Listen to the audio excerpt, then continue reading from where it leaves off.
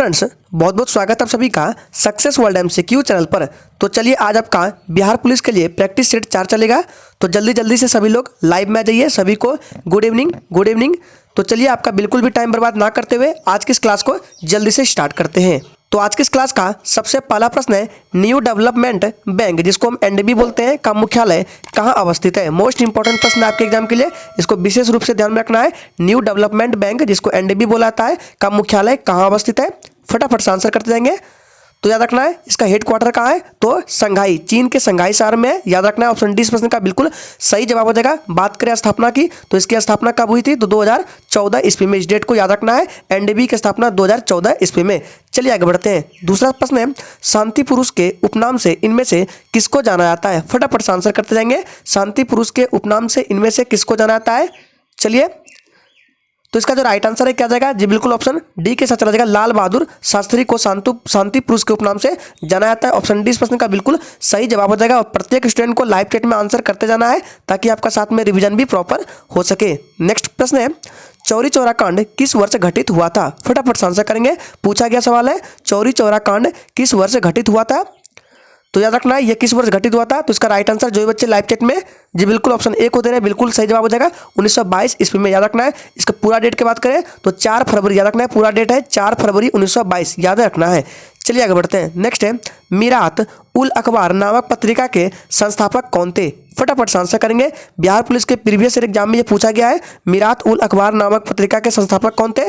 तो याद रखना है इसका राइट आंसर क्या जाएगा जी, बिल्कुल राजा राम मोहन राय थे। ऑप्शन 20 प्रश्न का बिल्कुल सही जवाब हो जाएगा। यह प्रथम फारसी पत्रिका थी, याद रखना है। चलिए आगे बढ़ते हैं। नेक्स्ट है, गारो पहाड़ी किस राज्य में स्थित है। फटाफट से आंसर करते जाएंगे। और जो भी स्टूडेंट चैनल पर पहली बार आए, चैनल को सब्सक्राइब करके और साथ में बेल आइकन को भी प्रेस कर लेंगे ताकि इस तरह के इंपॉर्टेंट क्लास आपसे कभी मिस ना हो। तो याद रखना है गारो पहाड़ी किस राज्य में स्थित है, तो ये मेघालय में। ऑप्शन सी इस प्रश्न का बिल्कुल सही जवाब हो जाएगा। इंपॉर्टेंट प्रश्न है, याद रखना है। चलिए आगे बढ़ते हैं। नेक्स्ट है, अमृत क्रांति का संबंध निम्न में से किससे है। फटाफट से आंसर करते जाएंगे। अमृत क्रांति का संबंध निम्न में से किससे है। चलिए, तो इसका जो सही जवाब है क्या जाएगा जी, बिल्कुल ऑप्शन सी के साथ चला जाएगा, नदी जोड़ो परियोजना से। अमृत क्रांति का संबंध किससे है, तो नदी जोड़ो परियोजना से संबंधित है, याद रखना है। और दूध उत्पादन श्वेत क्रांति से संबंधित है। बायोडीजल उत्पादन ये कृष्ण क्रांति से, और तिलहन उत्पादन जो है ये पीली क्रांति से संबंधित है। सभी को याद रखना है, इंपॉर्टेंट है। चलिए आगे बढ़ते हैं। नेक्स्ट क्वेश्चन है, भारतीय संविधान के किस अनुच्छेद में संसद के संयुक्त अधिवेशन की व्यवस्था है। फटाफट से आंसर करेंगे। इंपॉर्टेंट प्रश्न है जी, बिल्कुल फ्रेंड्स सारे प्रश्न आपके एग्जाम के पैटर्न पर आधारित है। चलिए, तो इसका जो सही जवाब है क्या जाएगा जी, बिल्कुल जो बच्चे लाइव चैट में ऑप्शन ए को दे रहे हैं बिल्कुल सही जवाब है अनुच्छेद 108 में। याद रखना है ऑप्शन ए इस प्रश्न का बिल्कुल सही जवाब हो जाएगा। चलिए आगे बढ़ते हैं। नेक्स्ट क्वेश्चन है, निम्न में से कौन सा विषय राज्य सूची में है। फटाफट से आंसर करते जाएंगे। चलिए, और फ्रेंड्स अगर आपको किसी भी प्रश्न में थोड़ा भी डाउट होता है तो तुरंत आप कमेंट करके पूछ सकते हैं, आपको रिप्लाई तुरंत दिया जाएगा। तो इसका जो राइट आंसर क्या जाएगा, डी के साथ चला जाएगा। कौन सा विषय राज्य सूची में है, तो स्थानीय शासन जो है ये राज्य सूची में, याद रखना है। और शिक्षा जो है समवर्ती सूची में, राष्ट्रीय जलमार्ग और रेल जो है यह संघ सूची में। तीनों को याद रखना है। स्थानीय शासन विषय सूची हो गया, शिक्षा को याद रखना है समवर्ती सूची में, और ये दोनों है संघ सूची में, याद रखना है। चलिए आगे बढ़ते हैं। नेक्स्ट है, भारत में गुजरात के बाद सबसे अधिक लंबी तटरेखा किस राज्य की है। फटाफट से आंसर करेंगे। देखिए फ्रेंड्स, यहाँ पे ये नहीं पूछा रहा है कि भारत में सबसे लंबी तटरेखा वाला राज्य कौन सा है, या फिर दूसरे स्थान पर पूछा रहा है कौन सा राज्य है जिसकी तटरेखा सबसे लंबी है। तो दूसरे स्थान पर कौन है, तो याद रखना है इसका राइट आंसर डी के साथ चला जाएगा। आंध्र प्रदेश जो है दूसरे स्थान पर है। अगर तीसरे स्थान पर बात करें तो तमिलनाडु हो जाएगा, और पहले स्थान पर गुजरात है। याद रखना है, तीनों को इंपॉर्टेंट है। चलिए आगे बढ़ते हैं। नेक्स्ट है, आसवान बांध किस नदी पर स्थित है। फटाफट से आंसर करेंगे। और फ्रेंड्स आपको एक भी सेशन को मिस नहीं करना है। अगर आपको सिलेक्शन लेना है तो हर रोज क्लास को अटेंड कीजिए, अभी से तैयारी में लग जाइए, क्योंकि बाद में आपको तैयारी करने का मौका नहीं मिलता है। तो इसका जो राइट आंसर क्या देगा, आसवान बांध किस नदी पर है, तो ये नील नदी पर है, याद रखना है। नील नदी का उद्गम स्थल कहाँ से निकलती है नील नदी, तो विक्टोरिया झील से, और भूमध्य सागर में जाकर गिरती है, याद रखना है। नेक्स्ट है, कूका आंदोलन के प्रमुख नेता भगत जवाहर मल। इसको भी याद रखना है कि कूका आंदोलन के प्रमुख नेता कौन थे, तो भगत जवाहर मल थे।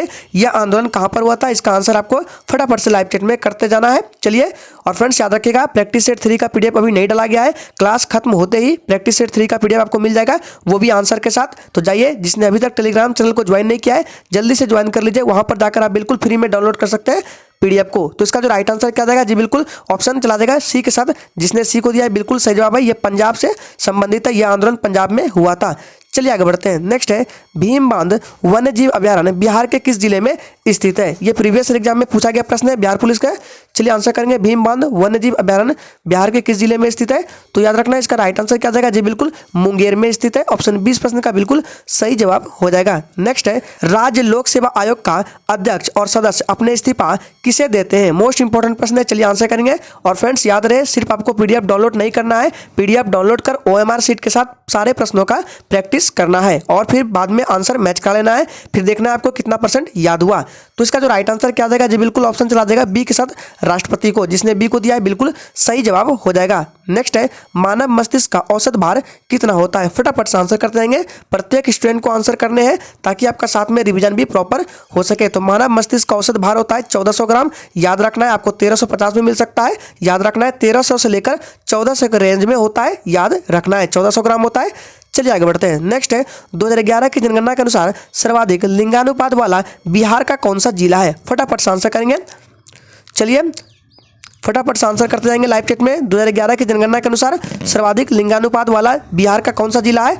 तो इसका जो सही जवाब है क्या जाएगा जी, बिल्कुल गोपालगंज है, याद रखना है। ऑप्शन सी इस प्रश्न का बिल्कुल सही जवाब हो जाएगा। न्यूनतम की बात करें तो मुंगेर हो जाएगा, याद रखना है। चलिए आगे बढ़ते हैं। नेक्स्ट है प्यासी भूमि का देश किसको कहा जाता है? फटाफट से आंसर करेंगे। और फ्रेंड्स अगर आपको इस सेशन अच्छा लग रहा है तो सभी लोग दिल से एक बार सेशन को लाइक करेंगे और अपने सभी मित्रों के साथ इस सेशन को जरूर शेयर करेंगे। तो प्यासी भूमि का देश किसको कहा जाता है? तो उसका राइट आंसर क्या जाएगा जी, बिल्कुल ऑप्शन चला देगा बी के साथ ऑस्ट्रेलिया को, याद रखना है। ऑप्शन 20 प्रश्न का बिल्कुल सही जवाब हो जाएगा। नेक्स्ट है किस मुगल बादशाह को जिंदा पीर कहा जाता था? फटाफट से आंसर करेंगे, चलिए। तो याद रखना है किस मुगल बादशाह को जिंदा पीर कहा जाता था? तो इसका राइट आंसर जो बच्चे लाइव चैट में ऑप्शन डी को दे रहे हैं बिल्कुल सही जवाब दे रहे हैं, औरंगजेब को। याद रखना है औरंगजेब को जिंदा पीर कहा जाता था। अगला सवाल है दो अक्षांश रेखाओं के मध्य कितनी दूरी होती है? फटाफट से आंसर करेंगे, दो अक्षांश रेखाओं के मध्य कितनी दूरी होती है? चलिए तो याद रखना है इसका राइट आंसर क्या जाएगा जी, बिल्कुल ऑप्शन ए के साथ चला जाएगा 111 किलोमीटर की होती है दो अक्षांश रेखाओं के मध्य की दूरी, याद रखना इंपॉर्टेंट है। आपका अगला प्रश्न है हिडनबर्ग किन दो देशों के बीच की अंतर्राष्ट्रीय सीमा निर्धारित करती है? मोस्ट इंपॉर्टेंट प्रश्न है आपके एग्जाम के लिए, फटाफट से आंसर करते जाएंगे। हिडनबर्ग किन दो देशों के बीच की अंतर्राष्ट्रीय सीमा निर्धारित करती है? तो याद रखना इसका जो सही जवाब है, जो बच्चे ऑप्शन बी को दे रहे हैं बिल्कुल सही जवाब दे रहे हैं आप लोग, जर्मनी और पोलैंड। याद रखना है ऑप्शन 20 प्रश्न का बिल्कुल सही जवाब दे रहे हैं। चलिए आगे बढ़ते हैं। नेक्स्ट क्वेश्चन है शिव कुमार शर्मा कौन सा वाद्य यंत्र बजाते थे? फटाफट से आंसर करेंगे, चलिए। तो इसका जो सही जवाब है क्या जाएगा जी, बिल्कुल ऑप्शन सी के साथ चलेगा, संतूर बजाते थे। ऑप्शन सी इस प्रश्न का बिल्कुल सही जवाब हो जाएगा। नेक्स्ट क्वेश्चन है मानचित्र की वह रेखा जो समान ऊंचाई वाले बिंदुओं को मिलाती है कौन सी रेखा कहलाती है? फटाफट से आंसर करेंगे, चलिए। आपको एक भी प्रश्न को छोड़ना नहीं है, सारे प्रश्नों के आंसर आपको लाइव चैट में देते जाना है। तो इसका जो सही जवाब है ऑप्शन ए के साथ चला जाएगा, समोच्च रेखाएं। याद रखना है ऑप्शन ए इस प्रश्न का बिल्कुल सही जवाब हो जाएगा। चलिए आगे बढ़ते हैं। नेक्स्ट है निम्न में से कौन सी अक्रिय गैस वायुमंडल में सबसे अधिक मात्रा में पाई जाती है? फटाफट से आंसर करेंगे, ध्यान दीजिएगा यहाँ पे अक्रिय गैस पूछा जा रहा है। चलिए तो इसका राइट आंसर जो बच्चे लाइव चैट में ऑप्शन डी को दे रहे हैं बिल्कुल सही जवाब है, आर्गन को। याद रखना है ऑप्शन डी इस प्रश्न का बिल्कुल सही जवाब हो जाएगा। अक्रिय गैस आर्गन जो है वायुमंडल में सबसे अधिक मात्रा में पाई जाती है, याद रखना है। नेक्स्ट है शिवाजी के मंत्रिमंडल को क्या कहा जाता था? फटाफट से आंसर करेंगे। याद रहे फ्रेंड्स ये क्लास आपको हर रोज रात 8 बजे मिलेगा लाइव चैट के साथ।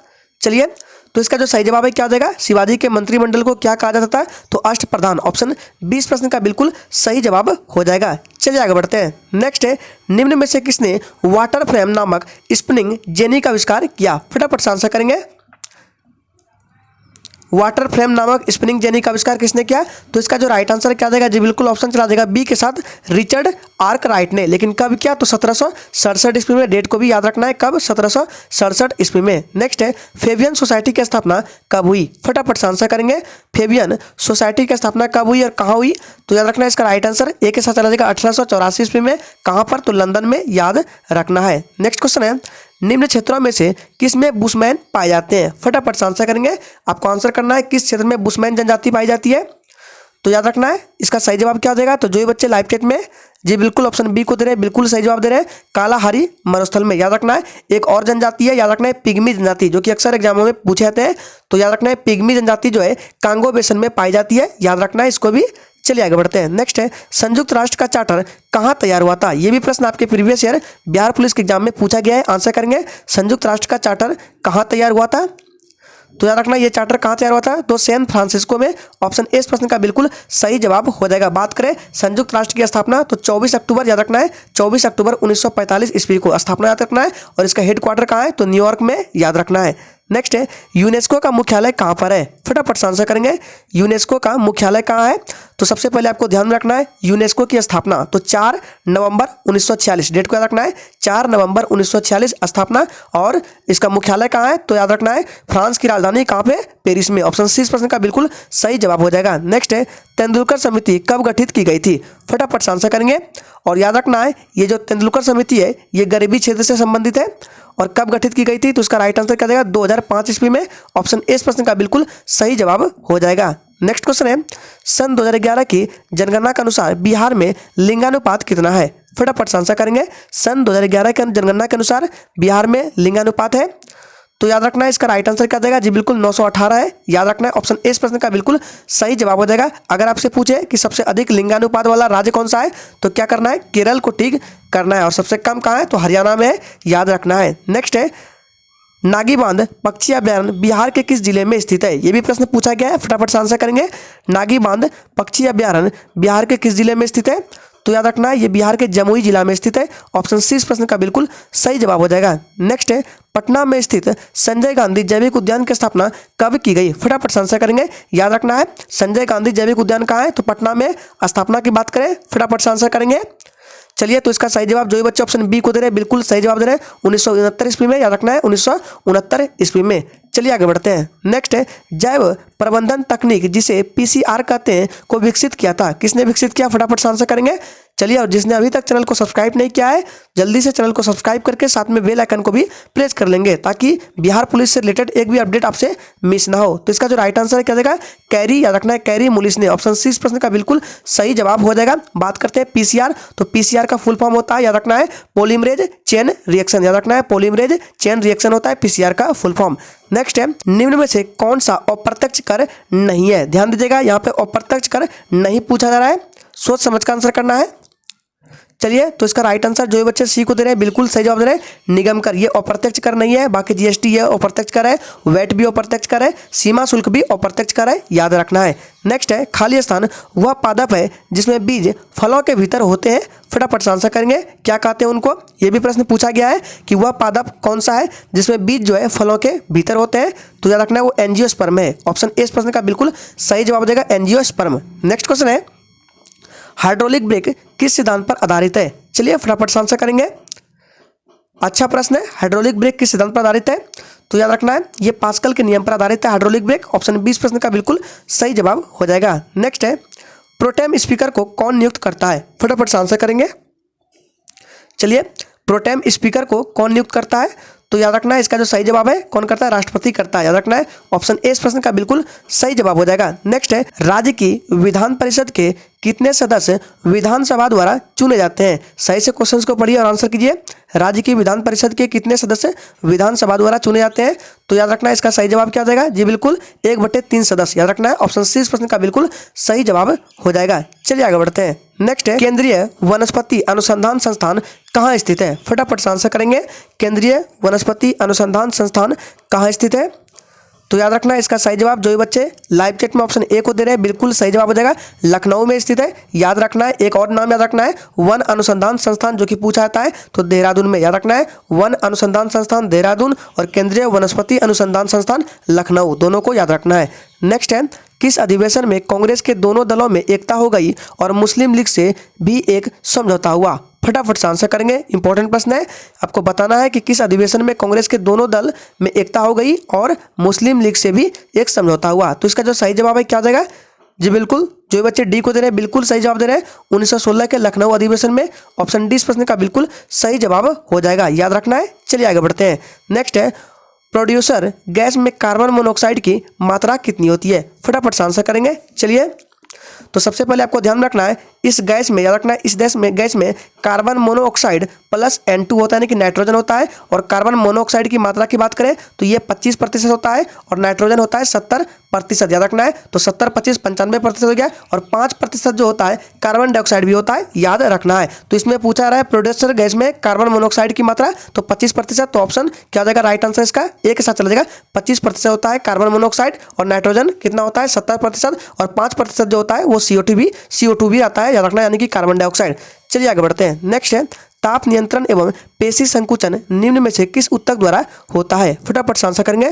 ताप नियंत्रण एवं पेशी संकुचन निम्न में से किस ऊतक द्वारा होता है? तो याद रखना है ये संयोजी ऊतक द्वारा होता है। ऑप्शन ए इस प्रश्न का बिल्कुल सही जवाब हो जाएगा। नेक्स्ट है राज्य वित्त आयोग का गठन भारतीय संविधान के किस अनुच्छेद के तहत किया जाता है? ध्यान दीजिएगा, यहाँ पे सिर्फ वित्त आयोग नहीं है, राज्य वित्त आयोग है। चलिए, तो याद रखना है इसका राइट आंसर क्या जाएगा जी, बिल्कुल 43 का राइट आंसर ऑप्शन बी के साथ चला जाएगा। ये अनुच्छेद 243(1) में है, याद रखना है। अगर केवल वित्त आयोग की बात करें तो ये किसमें है, तो अनुच्छेद 280 में, याद रखना है, केवल वित्त आयोग। लेकिन राज्य वित्त आयोग की बात करें तो ये अनुच्छेद 243(1) में है।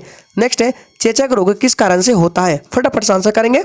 चलिए, चेचक रोग किस कारण से होता है? और फ्रेंड्स, अगर आपने अभी तक सेशन को लाइक नहीं किया है तो सभी लोग दिल से एक बार सेशन को लाइक करेंगे।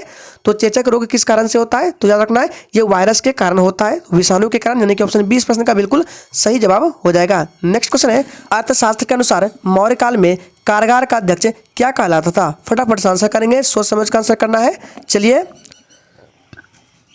तो इसका राइट आंसर क्या जाएगा जी, बिल्कुल ऑप्शन चला जाएगा इसका राइट आंसर ए के साथ चला जाएगा, प्रशासता कहलाता था। ऑप्शन ए इस प्रश्न का बिल्कुल सही जवाब है। अगला प्रश्न है निम्न में से कौन सी मिस्र की स्थानीय पवन है? फटाफट से आंसर करते जाएंगे।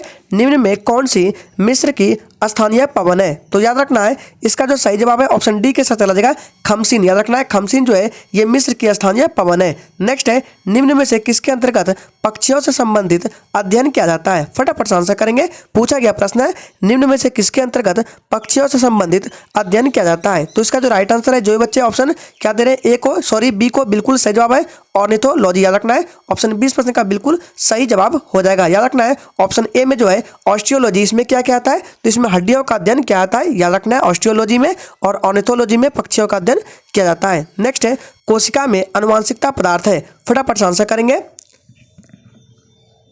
चलिए, तो याद रखना है कोशिका में आनुवांशिकता पदार्थ क्या है? तो इसका राइट आंसर क्या जाएगा जी, बिल्कुल डीएनए हो जाएगा। ऑप्शन ए इस प्रश्न का बिल्कुल सही जवाब है। चलिए आगे बढ़ते हैं। नेक्स्ट क्वेश्चन है ब्रह्म समाज की स्थापना कब हुई थी? फटाफट से आंसर करेंगे। ब्रह्म समाज की स्थापना कब हुई थी और किसने किया था? तो याद रखना है अगर कब की बात करें तो इसका राइट आंसर बी के साथ चला जाएगा, 1828 ईस्वी में। किसने किया था? तो राजा राम मोहन राय में। एक याद रखना है आर्य समाज, तो 1875 ईस्वी में आर्य समाज की स्थापना दयानंद सरस्वती ने किया था, याद रखना है। नेक्स्ट क्वेश्चन है लेनिन ने रूस में नई आर्थिक नीति कब लागू की थी? फटाफट से आंसर करेंगे। कतई जहर प्रश्न आपके एग्जाम के लिए। लेनिन ने रूस में नई आर्थिक नीति कब लागू की थी? तो इसका जो सही जवाब है क्या जाएगा जी, बिल्कुल ऑप्शन चला जाएगा बी के साथ 1921 ईस्वी में। ऑप्शन 20 प्रश्न का बिल्कुल सही जवाब हो जाएगा। और याद रखना है रूस की क्रांति कब हुई थी, इसको भी याद रखना है। तो रूस की क्रांति 1917 ईस्वी में, इस डेट को भी याद रखना है, रूस की क्रांति 1917 ईस्वी में। तो आज के सेशन के लिए इतना ही, तब तक के लिए जय हिंद। चलिए कल फिर मिलते हैं रात 8 बजे।